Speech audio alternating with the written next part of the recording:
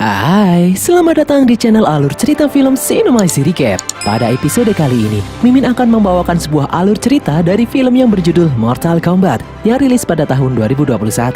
Film ini menceritakan aksi seorang petarung jalanan menyelamatkan dunia dari ancaman makhluk dari dimensi lain.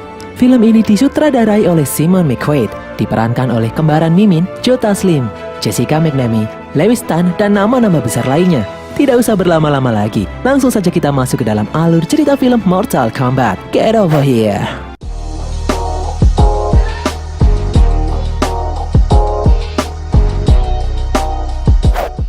Di tengah hutan, di camp miliknya, sang pemimpin klan ninja Shirai Ryu, Hanzo Hasashi, melakukan aktivitas pagi mengambil air dengan putranya, Jubei.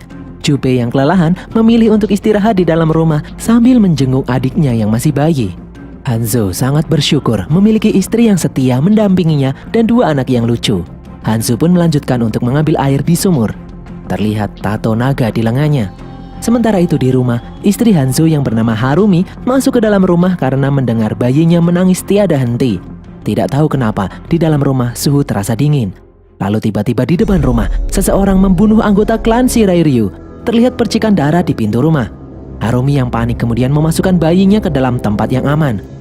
Beberapa saat kemudian, seorang asasin yang bernama Bihan menghadang mereka berdua. Bihan mengincar Hanzo. Bihan memiliki kekuatan untuk mengeluarkan es dari dalam tubuhnya. Dari jauh, Hanzo mendengar teriakan istrinya. Dia pun bergegas untuk pulang. Di depan rumah, dia melihat anggota klan Shirai Ryu telah dibantai. Dia kemudian melihat jasad anak dan istrinya membeku. Mereka berdua tewas dalam kondisi yang mengenaskan. Hanzo pun sangat terpukul. Menyadari ada pergerakan dari belakang, Hanzo langsung bergerak dan membantai para asasin klan Lin Kuei yang mengepungnya. Hanzo lalu mengambil kunai dan diikat dengan tali. Dia mengayunkan kunai itu dan menebas semua pasukan Lin Kuei yang ada di sana. Hanzo lalu berjalan mencari keberadaan pemimpin Lin Kuei, Bihan. Ternyata Bihan ada di depannya sedang duduk di atas batu. Bihan menjelaskan kalau dia datang ke sana untuk membantai Hanzo dan seluruh anggota klan Shirai Ryu beserta keturunannya. Hanzo yang marah itu pun langsung mengayunkan kunainya dan pertarungan pun tidak terhindarkan. Mereka berdua memiliki kemampuan yang hampir seimbang. Hanzo sempat terkena tusukan, namun dia masih bisa melawan. Bihan kemudian berhasil merebut kunai dari tangan Hanzo. Dia menusuk pundak Hanzo. Hanzo yang sekarat menyuruh Bihan untuk mengingat wajahnya. Hanzo pun akhirnya tumbang. Bihan kemudian pergi. Sore harinya, ternyata Hanzo masih hidup. Di sisa-sisa akhir tenaganya, dia mendengar suara tangisan bayi. Itu adalah anaknya. Hanzo berusaha bangkit merangkak menuju rumahnya, namun ternyata dia tidak sanggup lagi. Hanzo pun akhirnya tewas.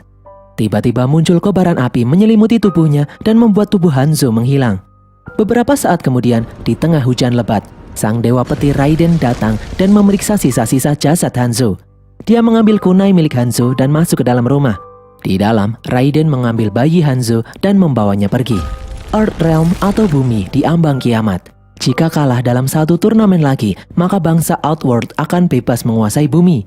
Namun sebuah ramalan kuno menyebutkan kalau petarung terkuat dari bumi akan memenangkan turnamen dengan kebangkitan dari Hanzo Hasashi. Ribuan tahun setelah kematian Hanzo Hasashi, seorang petarung jalanan yang bernama Cole Young dibantu istrinya Allison dan anaknya Emily bersiap-siap bertarung untuk menyambung hidup. Dan pertarungan pun dimulai. Cole menghajar lawannya tanpa ampun. Cole sempat mengunci lawannya hingga tak berdaya, namun tak disangka lawannya bisa membalikan keadaan dan mulai menghajar Cole bertubi-tubi. Cole pun tidak kuasa dan akhirnya memutuskan untuk menyerah. Di dalam dimensi lain yang bernama Outworld, Bihan yang sekarang berubah menjadi Sub-Zero menemui pimpinannya, Shang Tsung.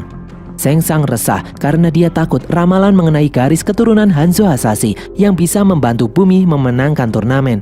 Karena jika sampai bumi menang, maka turnamen Mortal Kombat akan berakhir karena tidak ada lagi musuh yang tersisa untuk dilawan. Sub-Zero lalu menjelaskan kalau itu tidaklah mungkin karena dahulu dia telah membantai semua garis keturunan Hanzo Hasashi. Shang Tsung kemudian memerintahkan Sub-Zero turun ke bumi untuk membunuh semua peserta turnamen dari bumi sebelum turnamen dimulai. Seusai bertarung, sesekali Cole Young melihat penampakan sosok aneh. Dia lalu menemui putrinya. Tiba-tiba datang seorang pria yang sudah memperhatikan sejak tadi saat bertarung. Pria itu bernama Jack.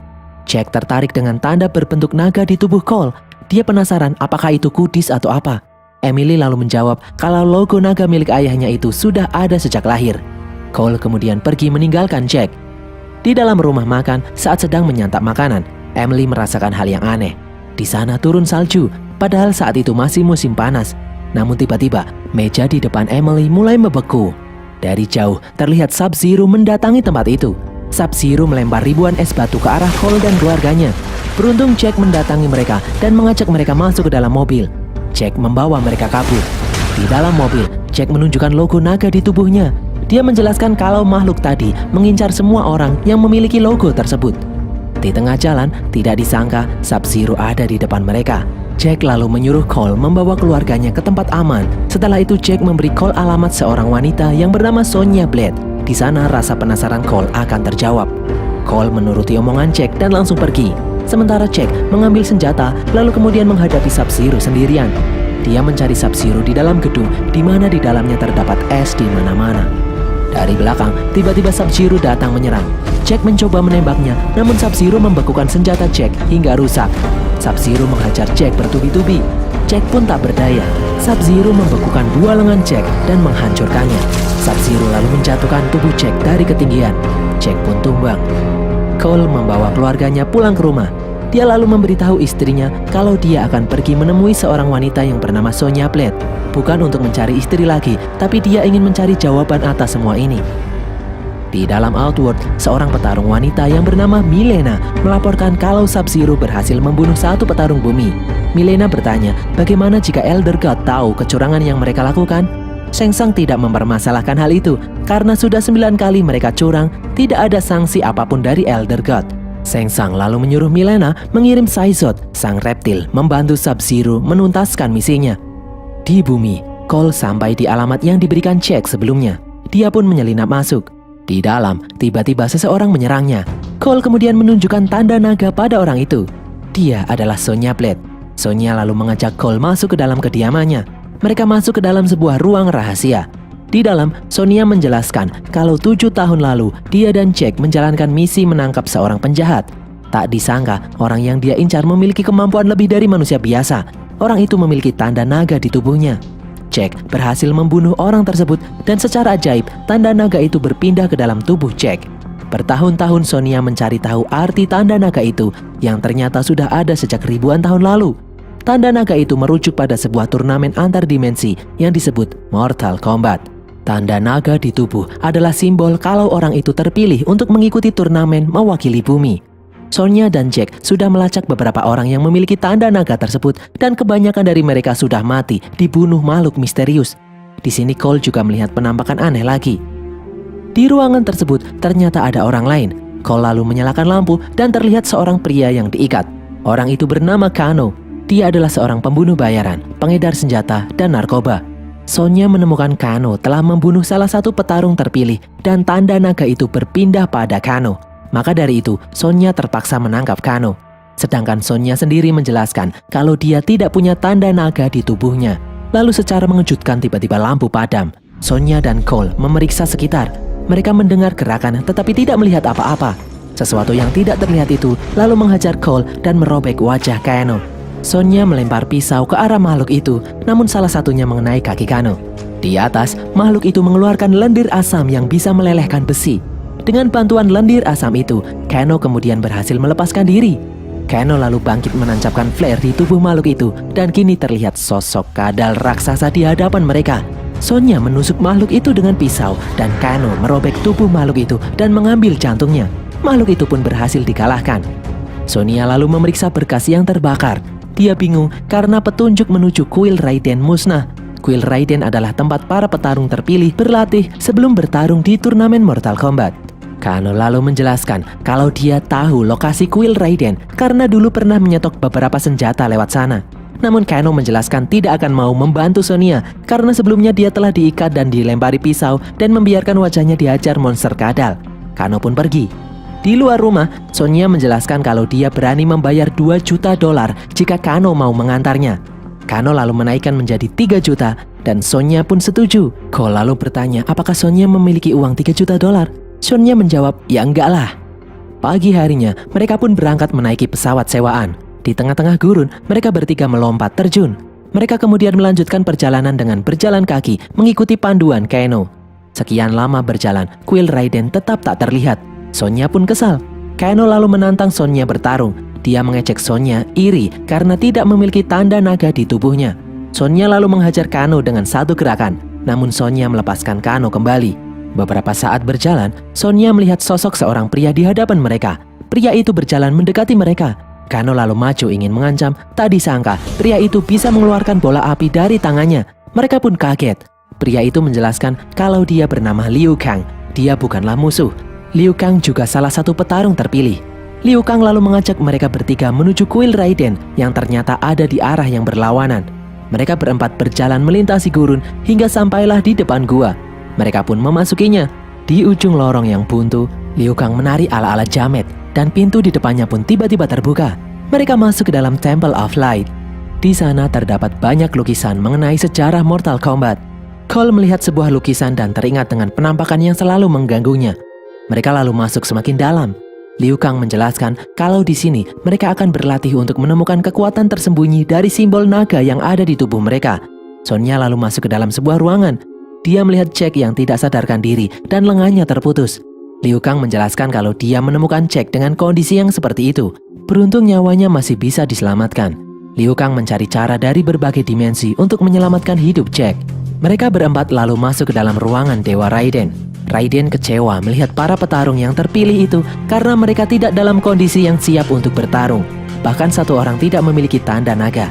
Raiden menjelaskan jika bumi kalah dalam satu turnamen lagi, maka bangsa Outworld akan menguasai bumi selama-lamanya. Manusia akan dijadikan budak. Sore harinya, saat Liu Kang sedang bermeditasi, Sub-Zero berhasil menjebol pintu kuil. Dia langsung menghajar Liu Kang. Tiba-tiba dari belakang, datang topi besi melayang menolongnya. Itu adalah Kung Lao, sepupu Liu Kang. Dari jauh, terlihat Shang Tsung dan Mileena berjalan masuk. Shang Tsung menyuruh anak buahnya membantai para petarung perwakilan bumi dan mengklaim kemenangannya atas bumi. Tiba-tiba, Raiden muncul. Raiden menghentikan aksi Shang Tsung. Raiden memasang pelindung petir agar Shang Tsung tidak bisa mengganggu mereka lagi. Sadar tidak bisa menembus pelindung itu, Shang Tsung dan anak buahnya pun pergi. Liu Kang menjelaskan kalau kekuatan super terbentuk dari Arcana yang muncul setelah memiliki tanda naga di dalam tubuh. Dia dan Kung Lao akan melatih mereka agar bisa menemukan Arcana mereka masing-masing. Tanpa Arcana, akan sangat sulit mengalahkan petarung dari Outworld. Kung Lao menyuruh Sonya Blade untuk menyingkir dari arena karena tidak memiliki tanda naga. Sonya duduk di samping Jack. Tidak disangka, Jack kembali sadar. Kini dia memiliki lengan robot. Di dalam arena, Cole berlatih dengan Kung Lao. Mereka berdua bertarung dengan keras. Kung Lao dengan mudah dapat mengalahkan Cole. Namun latihan itu belum cukup untuk membuat Arcana milik Cole muncul. Sesi berikutnya adalah Liu Kang melawan Kano. Dengan mudah Liu Kang menyampil Kano dan menjatuhkannya berkali-kali. Malam harinya, Liu Kang mengobati luka di lengan Cole sambil bercerita kalau dulu dia adalah seorang gelandangan. Hingga Bo Raicho menemukannya dan membawanya ke perguruan Wuxi.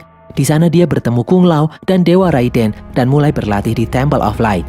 Setelah lulus, Liu Kang diberi tugas memburu seorang penjahat penyelundup anak. Liu Kang membunuh penjahat itu. Tidak disangka penjahat itu memiliki tanda naga. Dan akhirnya tanda naga itu berpindah padanya dan Liu Kang berhasil menguasai arkananya sendiri. Keesokan harinya, Cole kembali berlatih namun sia-sia.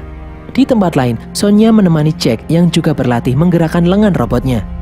Malam harinya, di meja makan malam, Moak melihat Kano yang selalu berulah. Kung Lao mengejek Kano sebagai petarung yang bodoh karena dia bertarung seperti seekor anjing. Mendengar hal itu, Kano pun marah. Dia menantang Kung Lao dan Liu Kang untuk bertarung.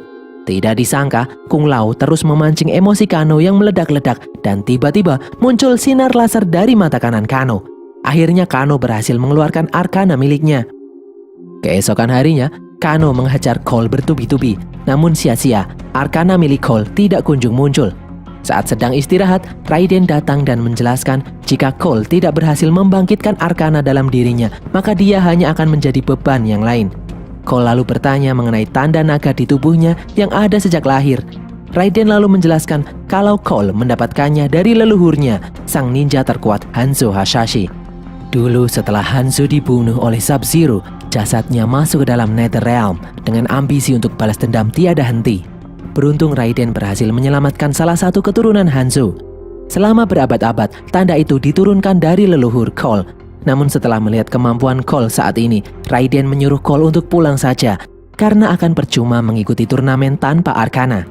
Cole pun pulang dengan menggunakan portal petir milik Raiden.